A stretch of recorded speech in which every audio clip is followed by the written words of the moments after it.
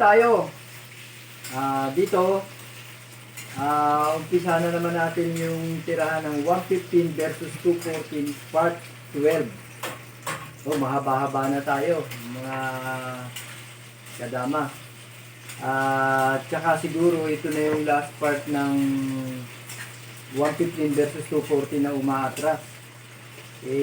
Naiwanan lang natin to, kaya tatapusin na natin to. Kaya mga kadama, antayin ko lang yung subaybay nyo para mapuno nyo yung tirahan na to. Kung sakaling naisusulat nyo, edi mas maganda, at least buo. Kaya mga kadama, huwag nyo kalilimutan na sumubaybay natin parati dito sa programa natin para updated kayo sa mga lahat ng tirahan na ipinapakita ko. Okay, umpisa na natin to. 115 tayo, 214 siya, 61, 72, 116, 313. 15-3, 13-7, kumain siya ng balik. Sumubo tayo ng 16-14, kumain siya ng 216, kumain tayo ng 414. Tumira siya ng 416, tumira tayo ng 314, sumakip siya ng 54. Nag 5-1 tayo, tumira siya ng 16-13, nag 9-5 tayo, nag 116 siya, nag 5-4 naman tayo. Sumayang siya ng 7-3, tumakip tayo ng 115. Nag 11-7 siya, tumira tayo ng 416. Nag 6-1 siya, tumira tayo ng 11-6. Dito sa part na to, itong hindi pa natin natitira, itong variation na to. Yan. Kaya ito na yung tatapusin natin dahil siguro ito na yung last part ng 115 versus 214 na umaatras ng 7-2 tas nagti-313. Kaya dyan, part 12 na tayo, isinubo ng 115. Ang best na kain natin dyan, dito tayo kakain sa 15-1. Kakain naman siya ng 1-6. Kaya titira lang tayo ng 10-5. Kakain siya ng 315. Kakain tayo ng 214. Dito mga kadama, sasabihin ko lang sa inyo na ito talaga ahead na masyado yung puti. Kumbaga, sinasabi kong ahead, lamang na yung puti talaga rito. Sa unang pagkakataon, pag una pa siya nagkamali rito, posible agad siyang matalo. Halimbawa, sumubo ng 6-2. Yan yung sinasabi ko. Dahil diyan sa 6-2, sa pagsubo niya ng 6-2 na yan, posible na siyang maraming talong dadaanan. Kaya ito, mali itong sumubo ng 6-2. Maaga pang sumusubo ng 6-2, mali yan. Kaya dyan, pagka nagkamali yung kalaban, sumubo ng 6-2, matatalo. Hindi muna natin ipapakita yan. Ito munang nagna 9-5. Dahil dito sa 9-5, ito yung posibleng baka siya makatabla. Kaya titignan natin kung ano magiging resulta dito sa 9-5. After niya mag 9-5, magpa 5-4 lang tayo. Pag 5-1 niya, magsi-6-2 lang tayo. So, marami na siyang binabawal ditong tira. Bawal ang 115, bawal ang 116. Bakit bawal? Pagka nag 115, kakain dito, kakain doon, simple, susubuan lang doon, malalanse. Kaya nga bawal yan. Ito namang 116, 215 lang tayo, kakain siya rito, ibibigay natin ganun, tatatlo siya, tayo naman kakain din ng tatlo, diretso sa dama. Kaya matatalo rin na naman siya doon. Ibabalik ko lang. Ayan. Kaya ano bang posibleng itira niya dito? Kapag 7-3 naman, ito lang yung ititira natin. Kakain-kain lang. After na kumain yan, ano ba pwede niya itira? Pag tinira niya tong 116, gaganon lang tayo. Wala na siyang ibang tira. Sumubo man siya dyan, makaka-real tayo. Ahead na masyado. Kung sumingit naman siya, ibibigay lang natin doon. Siyempre, obligado kumain dito sa 616. Kasi dadama tayo doon. Pagkain naman natin dyan, wala na siyang tira. Kaya kahit na hindi ko na ipakita yung ending nito, lamang tayo dito mga kadama. Sinasabi ko lang na mga maling tira niya yan. Ay, babalik ko lang ha. Yan. Yan. So, mayroon na siya mga error na posibleng maling tira niya. Yan. Pag sumayang ng 7-3, lamang na tayo.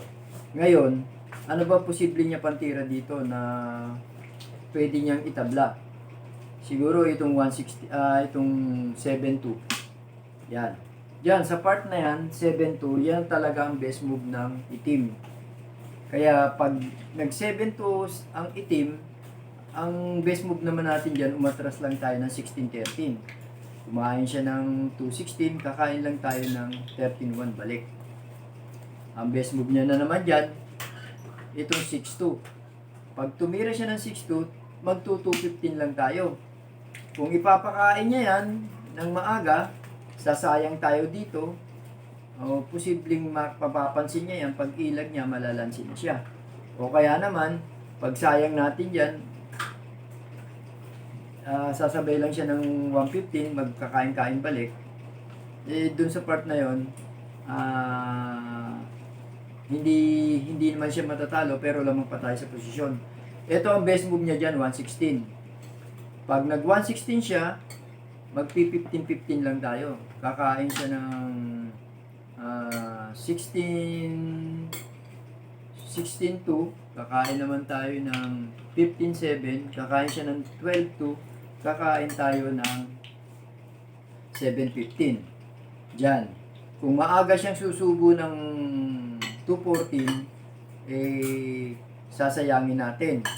So, wala siyang panalo, kundi iilag. Pag ilag niya, sisipain na natin. So, hindi niya gagawin yun. Posibleng ititira niya dito, 4-16.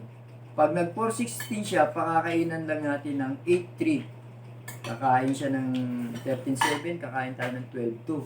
Dito, sa part na to, ang best move talaga ng itim dito ay ipakain to para makatabla. Maliban dito, wala na siyang iba pang tatablahan. Halimbawa, ibigla siyang gumanon dito dahil naisip niya na gaganon tayo. Hindi tayo gaganon. Kasi dyan sa part na yan, lamang na tayo, titira lang tayo ng 416. Hindi siya makatira dito dahil mapupunta na tayo dun sa real. Kaya ano ba ang posibleng itira niya? Pag tumiming siya dyan, tsaka na tayo gaganon. Dyan sa part na yan, ahead na masyado yung itim. Kaya, posible na siyang matalo at saka talagang mali yung tinira niya. Ang pinaka best move niya dyan, ito, 214. Pagkain natin doon, kakain siya ng 814. Pag sinayang natin ng 116, ibibigay niya lang dito. Yan ang tabla.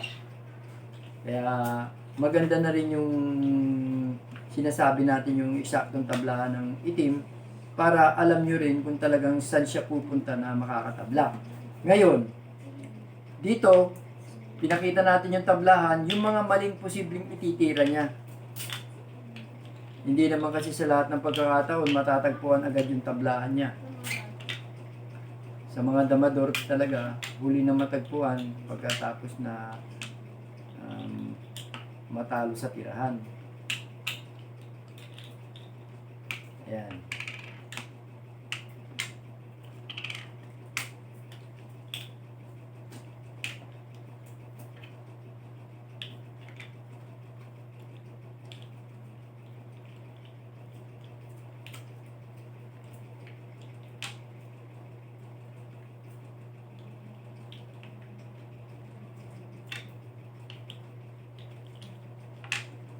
Ayan. Pagkain niya ng 3:15, tumira tayo ng 10:5, kumain din tayo ng 2:14. Ito nga yung sinasabi ko, tablahan niya, yan, kung makita niya na maaga yung tablahan niya, okay lang. At least, siya yung nagabol sa tabla. Pero marami siyang pagdadaanan pa rin talo. Isa pa to, kapag sumubo ng maaga, ito yung sinasabi ko, pag sumubo ng maaga, dyan, mas marami siyang dadaan ng talo. At saka talaga matutuluyan siguro siya dyan. Matatalo yan. Kasi, dyan sa pagsubo ng 6-2, ibang tinira niya, iba rin yung variation na gagawin natin dyan. Titira tayo ng 7-2. Ngayon, choices na ng itim kung anong ititira niya. Pwedeng 8-3, pwedeng 9-5. Pero best move niya dyan, 9-5. Tsaka na siya ta-timing yung 8-3. Pagka tinira niya yung 9-5, 16-13 lang tayo. Pag 8-3 tinira niya, 5-1 tayo. Hindi na siya pwede rito. Ang tamang tira niya na lang at bawal din siya dito. Ito na lang ang posibleng ititira niya. Susubo. Ngayon, pag adjust sa part na yan, lamang na tayo kasi nakaposisyon tayo. Susubo lang tayo 214. Ngayon, hindi yan ang best move na ginawa niya. Ito ang tinira niya. Yan. Pagka yan 240 ang itinira niya, to 12-7 lang tayo. Yan. Ito, pag itong itinira niya, 5-1, ibibigay muna natin to bago natin siya dalawahin. Ayan, kumain siya dyan. Kumain tayo ng 2-6. Kapag tumira siya ng 13-16, simplify naman, gaganunin lang natin. Tumira siya ng 1-16 o ng 14-16, magpa 5-4 pa rin tayo. Obligado siya sumubo. Pag subo niya, tsaka natin siya pababalikin, tsaka tayo dadama. So, makatuwid, talo yan talaga. Kaya dyan sa part na yan, kapag nag 5-1, ibibigay muna natin yung 13-3 bago natin siya dalawahin. So, halimbawa naman, hindi siya nag 5-1.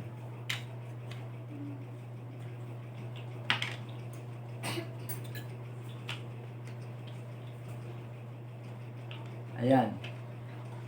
Hindi siya nag 5-1. At ang itinira niya, ayan, hindi siya nag 5-1 at ang itinira niya 7-3. Dahil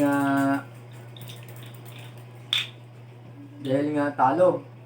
Ayan, 7-3, pinakain tayo. Kumain tayo ng 13-7. Kumain siya ng Ayan. Kumain siya ng 12-2. Pagkain niya dyan ng 12-2, ito lang ang best move ng puti, 6-1. Ulitin ko lang mga kadama. Ayan, Yan. Sabi ko, hindi siya nag 5-1 kasi ang best move ng puti dyan, ayan. Hindi siya nag 5-1, ang best move ng puti dyan, ibibigay muna dito, 13-3, at pagkain niya ng 13-7, tsaka dadalawahin. Nakita niyo naman talo, di ba? Ito ngayon ang itinira niya.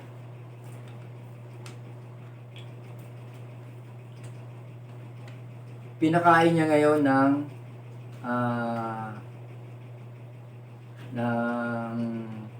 7-3. Kumain tayo ng 13-7 at kumain naman siya ng 12-2. Diyan mga kadama, 6-1 lang ang posibleng itira natin.